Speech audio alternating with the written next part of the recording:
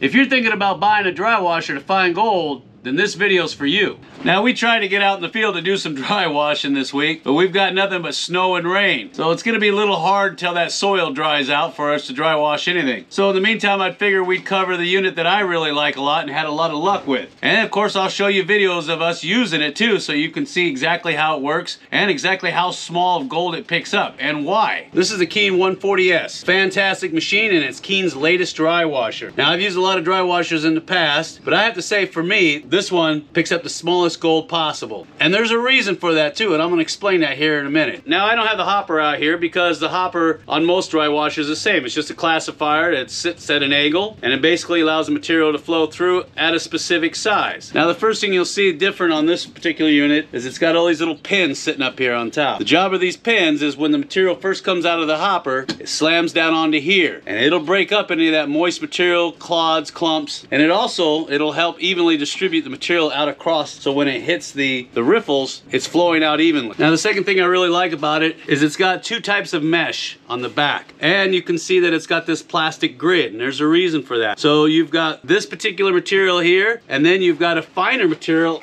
on the other side. Now, the reason why you have a plastic grid on the back, because what sits underneath it is this polyester pad, and as air flows through this pad, it generates a static electricity charge. Fine gold is attracted to static electricity, and that's one of the main reasons why I really like this box. All right, see this hopper box? Everything about it's different. You got this polycarbonate plastic board on the back, see that? And you see how you got these machine squares here? See that? Well, the reason behind that is because they want to create dead air zones behind these riffles. See that? You put the light through there, you'll see that it blocks the air. And in the old days, if you remember, we had to put tape back here. That would stop the airflow, and it would create a dead air zone behind these riffles so the fine gold wouldn't get blown out. Well, Keen knew this, and so they machined this special piece of board. And the reason why it's polycarbonate is because you've got another piece of polyester material in here. This creates static electricity when the air blows through it, see that? And when it creates static electricity, it transfers it to this polycarbonate board, which holds the static electricity. And then what that does is, if you know anything about gold, gold is basically affected by static electricity. The fine gold will actually stick to it. I know a lot of people are gonna argue with me, but it's true. And what it does is it creates that really powerful, almost 0.7 milliamp static charge, and it gets held in this polycarbonate board right here, so it helps to hold the gold in this new type of matting. See these little tiny pins back here? Yeah, see all that? Well, Keen Engineering realized in the old days that the material would drop down and beat on the top of your box and put holes in your matting. So they put this block here to help diffuse all the material. And then these little pins here, what they do is they disperse the material so it comes across here evenly, and it goes into the top of your riffle tray a lot more evenly. So it doesn't beat up the riffle tray, and it flows across it more evenly. And then you got these bump stops back here. See them on the side of the box? Well, I got one on each side. It holds this lower tray box in place. They put a bigger fan in there with a bigger counterweight, increase the vibration, and then put these bump stops here. The vibration is transferred from the box to the hopper. So the box is vibrating, and so is the hopper, like this. You spend less time pushing that material down inside the hopper to get through that flow gate, and then of course across the riffles. And on the back of the box, you're gonna find this slide gate right here.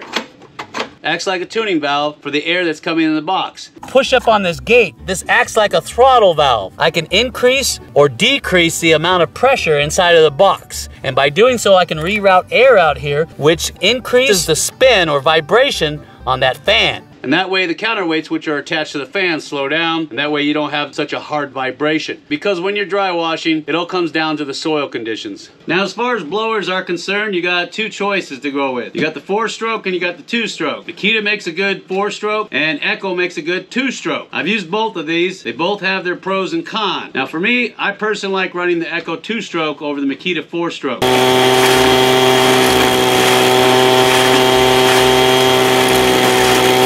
And the reason why is I can get more CFM out of this guy than I can this guy. Now, yeah, granted it's a lot louder, but the whole idea of a blower is what? To get as much CFM out of that thing as possible. Now, some people are gonna like the Makita because it's a lot quieter being a 4-stroke. And you don't have to mix your fuels like you do on the Echo. Now, on a side note, when you go to pick up your blower for your dry washer, make sure that it has the ability to lock onto a 5-gallon bucket. See these screw tops? There's one there, and there's one there. And the reason why that's important is because you want to put that on a 5-gallon bucket, because not only will this thing blow air out, it'll suck air in. So the bucket that it's attached to becomes a vac pack. And you're gonna need that vac pack when you're done dry washing, clean off the bedrock that you just shoveled off of. Another reason I like that 140S is because it's small enough to backpack in. You get anything larger, and it's too heavy and too bulky to get into the harder to reach places. And then you're gonna need a crew to get it in and get it out. And that's not much fun when you're climbing up and down hills to get to a remote location. Now, another nice thing about dry washers that people don't think about is they're perfect sampling machines, okay? They're not just production machines. And what I mean by that is you can go into an area that you're not sure about, and you can run several buckets through there, pull a sample, and figure out if that area is worth actually running the full day. And since the machine is light enough, you can carry it into remote areas, sample areas that you had your eye on, and that way you'll know whether or not it's worth coming back and running full production on. Now, another little trick that we like to use our dry washer for is sampling hard rock mines. And I know you're thinking, how do you sample a hard rock mine with a dry washer? What you're gonna do is you're gonna run some of the waste rock piles through your dry washer. You're gonna be very specific and strategic about where you get your samples from, and then you're gonna keep note of what you're finding. That's why I like using a dry washer to get a more accurate reading of what's in the mine dumps. And I have found some surprising amounts of gold left behind by the old timers. And while we're on the subject of sampling, there's a really quick and easy way to find gold in washes if you're not good at reading the land, but it does require the use of a metal detector. Now, what we found in the past is that certain metal detectors will pick up on black sand really well. And what we'll do is we'll use our metal detector to find large deposits of black sand that are just underneath the flow sand. Okay, so what we're doing is I'm going through and I'm checking for deposits of magnetite, which is black sand. And wherever I get a high concentration reading using my VLF machine, I stick a little red flag in there, and then later we'll go back and dry wash it, because chances are, if there's a lot of black sand there, there's gold there. So here we go. Our little orange flags right here, all the way up and down the wash. So we're gonna start shoveling material in here. And we'll get a cleanup every, I don't know, half hour, 45 minutes, so that the riffles don't load up. And hopefully, got ourselves some gold. So here we go.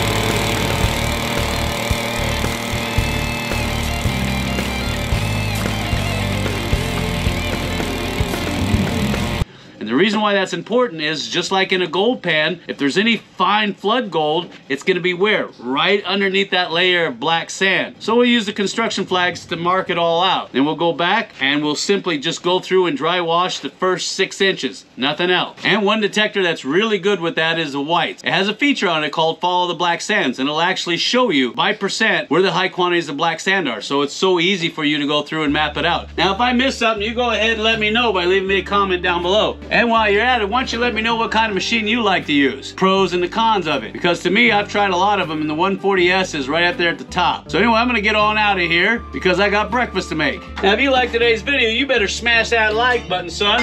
Smash it hard, or it's cowboy style eggs and beans for you every day.